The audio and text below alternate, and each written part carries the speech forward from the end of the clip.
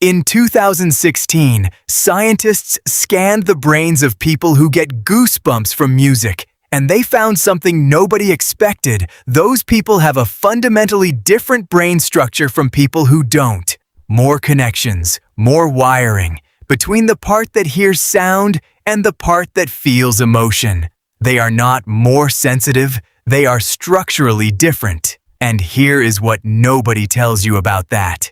Getting goosebumps from a song is the same biological mechanism as your ancestor using their fur to scare off a predator. The same signal, the same muscles, the same nervous system response, just 200 million years apart. So what is your skin actually doing when it bumps up?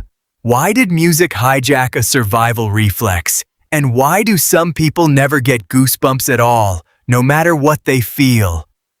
The answers change how you think about every reaction your body has ever had without asking you first.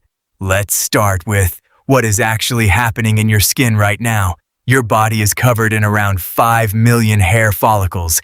Every single one of them has a tiny muscle attached to it.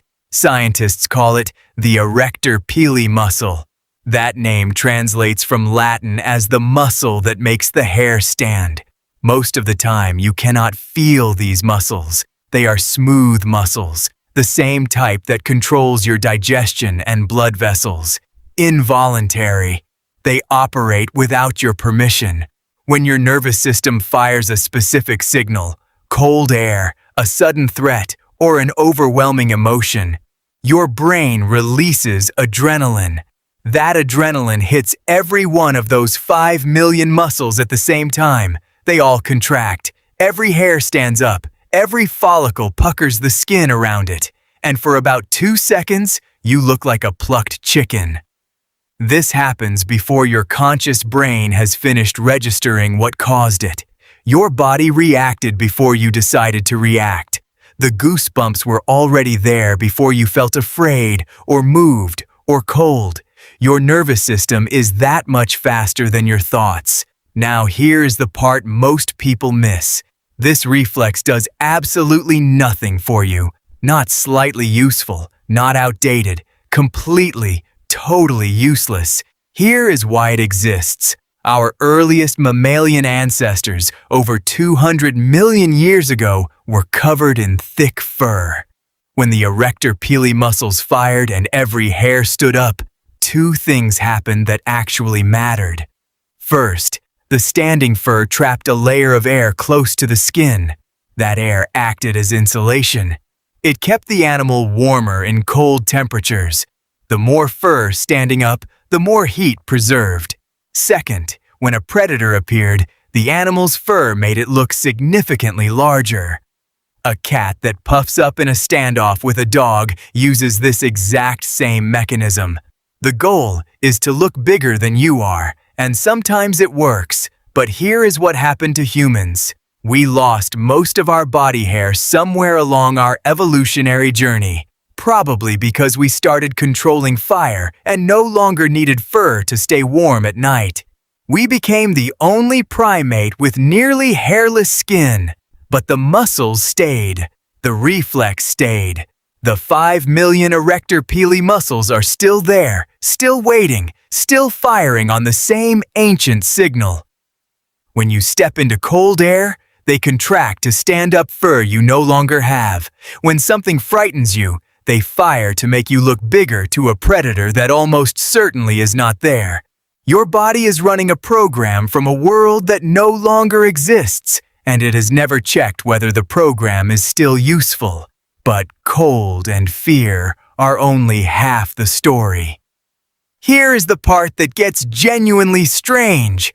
Music gives people goosebumps. Not everyone, and not from every song.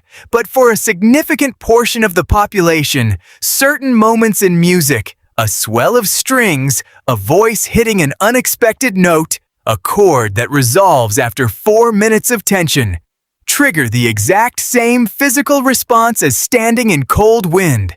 The same adrenaline, the same muscles, the same bumps on the skin. Scientists call this frisson, from the French word for a sudden shiver. And for a long time, Nobody could explain why a piece of music would hijack a survival reflex. Here is what they found when they looked. Your brain has a prediction system. It is constantly anticipating what comes next in any pattern it detects.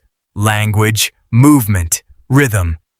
When music builds tension and then resolves, and great music is almost entirely about tension and resolution, your brain's prediction system engages fully. It anticipates the release, and when the release comes, the reward is chemical. Your brain releases dopamine, the same molecule involved in pleasure, motivation, and the feeling of a reward arriving. That surge of dopamine can be intense enough to activate the sympathetic nervous system, the part of your nervous system that controls the fight or flight response. The same system that fires when a predator appears. So your brain, overwhelmed by the emotional impact of music it finds beautiful, triggers the same ancient alarm. And your skin bumps up, because your nervous system cannot clearly distinguish between a lion emerging from the grass and a cello section hitting the note it has been building toward for 3 minutes. Both of them are overwhelming. Both of them are bigger than you. Both of them get the same response. Now here is the fact from the 2016 study that changes this entire picture. When researchers scanned the brains of people who get goosebumps from music, they found something structural. Those people have more nerve fibers connecting their auditory cortex, the region that processes sound, to their prefrontal cortex, the region that processes emotion and decision-making. More connections, more direct communication between hearing and feeling. This is not a learned response. It is not about being more emotional or more sensitive in a general sense. It is a physical difference in how two regions of the brain are wired to each other. The people who get chills from music are not more easily moved as people. They have one specific neural pathway that is denser than average. And the people who never get goosebumps from music at all, roughly a third of the population, are not emotionally closed off. Their auditory and emotional processing regions simply have fewer direct connections between them. A person who seems completely unmoved in most emotional situations can get full body chills from an orchestral piece that leaves the people around them completely flat. The body does not lie the way the face can. Here is one more fact that most people have never heard. Humans are not the only species that gets goosebumps. Most mammals have the same erector pili muscles and the same reflex. What makes humans unusual is that we get goosebumps from abstract emotional experiences, from art, from stories, from music that represents something rather than being something. A chimpanzee, our closest relative, will puff up from cold or threat. But there is no evidence any non-human animal gets goosebumps from a melody, or from watching a story unfold, or from a memory that carries emotional weight.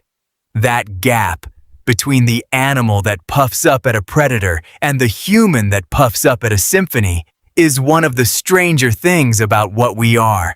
We have an ancient reflex built for survival that we somehow repurposed for beauty. We took a mechanism designed to make us look bigger to predators, and we gave it a second job, marking the moments when something is too large for us to process quietly. Cold is too large, fear is too large, and sometimes music is too large. And when something is too large, your skin has remembered for 200 million years what to do. So the next time your skin bumps up from a song, or from cold, or from a moment that is simply bigger than you can hold without it showing on your body, notice it. Your conscious brain did not do that. Your nervous system did it. 200 million years of evolutionary history did it. The ancient survival architecture that kept your ancestors alive long enough for you to exist, didn't it? And if you are one of the people who gets goosebumps from music, you now know something real about the structure of your own brain that most people will never think to ask. This channel exists entirely to find that kind of thing, the question hiding underneath the reaction you have had 1,000 times without ever asking why. We have already looked at why you cry, why you cringe when someone else is embarrassed, and why sitting still feels like a physical threat. Every single one of those is the same story told differently. Your body is ancient. Your world is new, and the gap between them is where everything interesting lives. Subscribe and turn on the bell. New documentary every Monday and Friday about the software running inside your brain. If someone you know gets goosebumps from music, send them this. Their brain is wired differently, and now they know exactly how.